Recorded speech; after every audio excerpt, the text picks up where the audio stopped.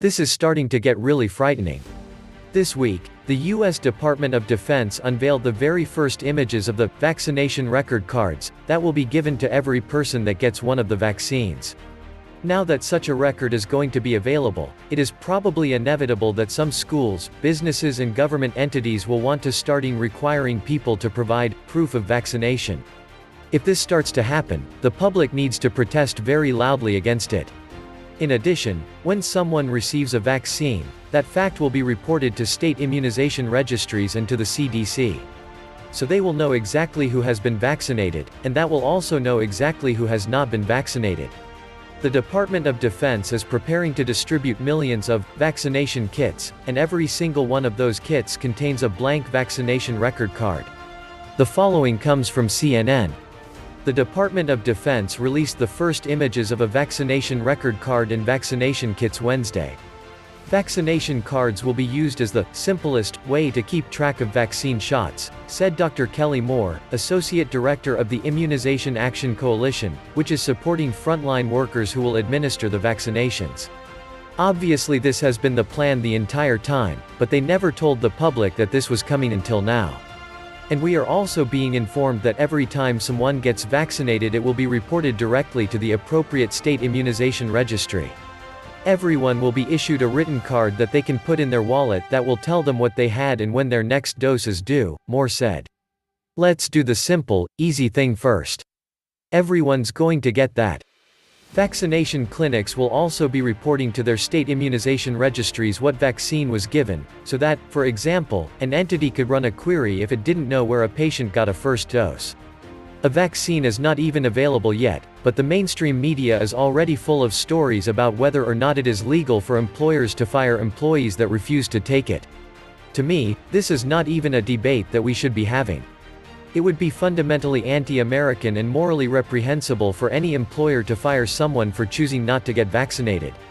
Unfortunately, the mainstream media does not see things that way, and they are interviewing lots of legal experts that are assuring employers that it is perfectly legal to fire people that don't want to get vaccinated. For example, the following comes from a CNBC article. In general, yes, employers are able to mandate the vaccine when it becomes available with, of course, a bunch of caveats, says employment lawyer Lindsay Ryan, listing possible exemptions for those with specific medical conditions and those with sincerely held religious convictions. If religious convictions really did protect employees, that would be great. From my perspective, any employee that refuses to get vaccinated based on a sincerely held religious conviction should definitely be shielded from being fired under federal law. Unfortunately, the CNBC article goes on to explain why federal law is probably not going to protect any person of faith from mandatory vaccination requirements. Ryan emphasizes that state laws regulating what constitutes reasonable accommodations for religious groups vary significantly, but that, under federal law, employers don't have to grant a religious accommodation if doing so would result in more than a de minimis cost to the operation of the business.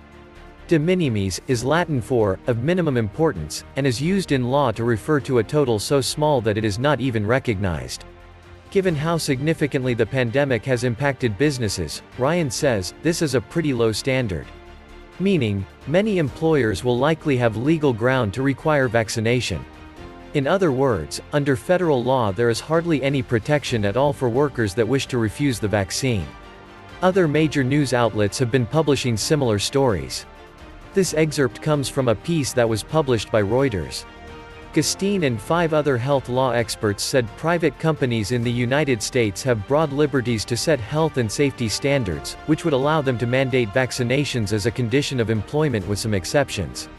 It is almost as if there is a coordinated effort to make employers across the country aware that they can issue such mandates.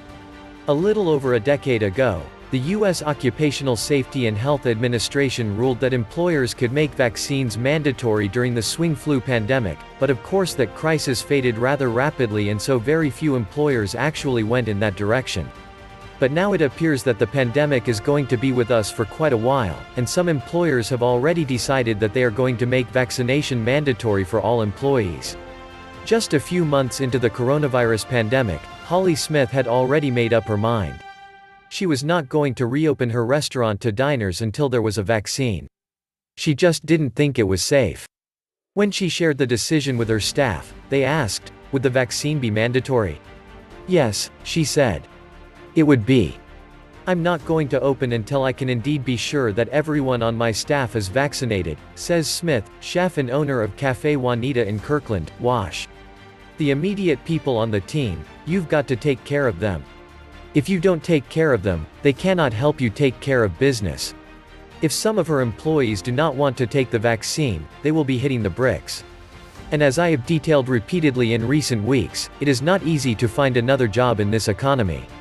The good news is that most employers will likely be hesitant to mandate vaccines because of the potential of pushback from their employees. According to a recent Gallup survey, 42% of all Americans do not plan to get a vaccine. Americans' willingness to be vaccinated against pandemic rebounded a bit in October, as seen in Gallup polling conducted before Pfizer, BioNTech and Moderna made promising announcements about the likely effectiveness of their coronavirus vaccines.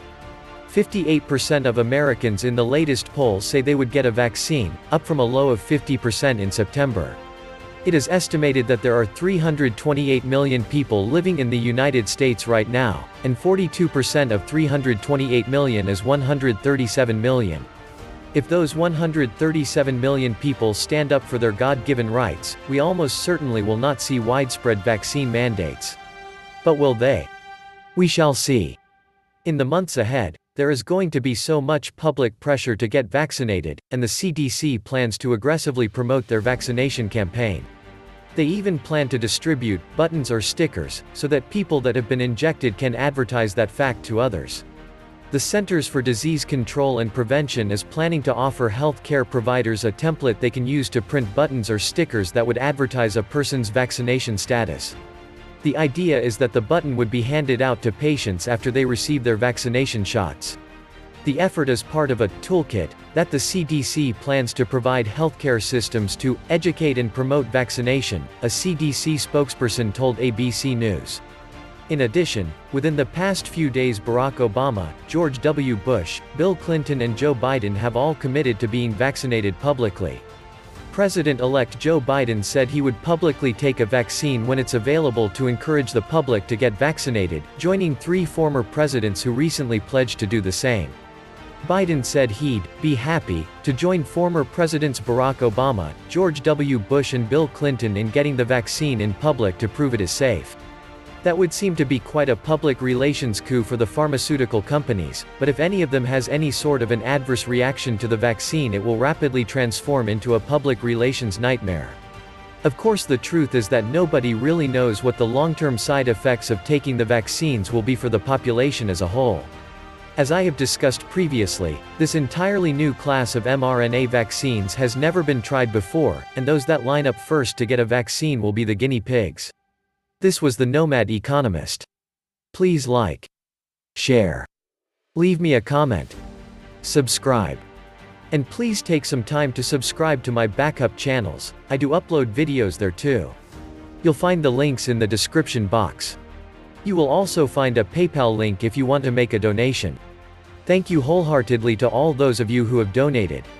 Stay safe and healthy, friends.